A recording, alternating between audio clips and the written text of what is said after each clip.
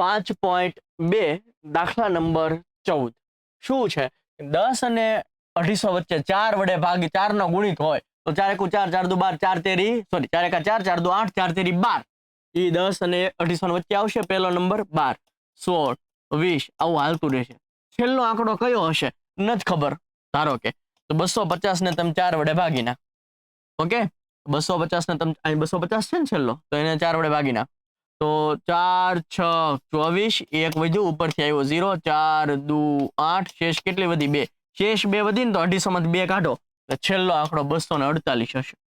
છેલ્લો આંકડો કયો હશે 248 આ તો આમને આમ ખબર પડે 12 4 તેરી 12 બરાબર છે 10 કાંઈ 4 ના ઘડી એમ નો આવે આવી રીતના બની ગયું તો આને કહેવાય એ છે 12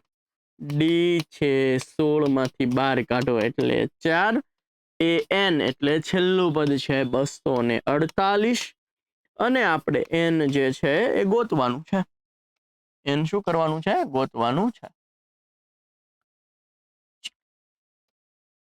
સૂત્ર છે આપણી પાસે શું છે એન બરાબર એ વત્તા એન ઓછા 1 અને ડી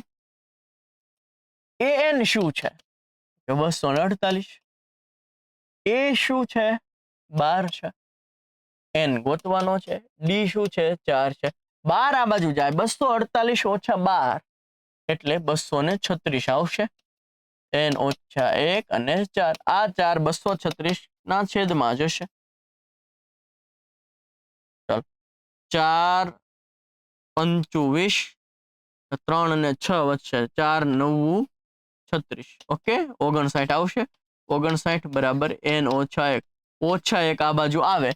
તો 59 વત્તા 1 થઈ જશે અને તમને જવાબ મળશે 60 ટોટલ પદો કેટલા હશે 60 હશે જુઓ તો સમજાણું છે ઈઝી એન વાળા ફોર્મ્યુલાની અંદર ખાલી વેલ્યુ જ મૂકવાની છે જો મજા આવી હોય તો વિડીયોને લાઈક શેર સબસ્ક્રાઇબ કરવાનું ભૂલતા નહીં મળીએ છીએ નેક્સ્ટ લેક્ચર સાથે ત્યાં સુધી જય હિન્દ જય ભારત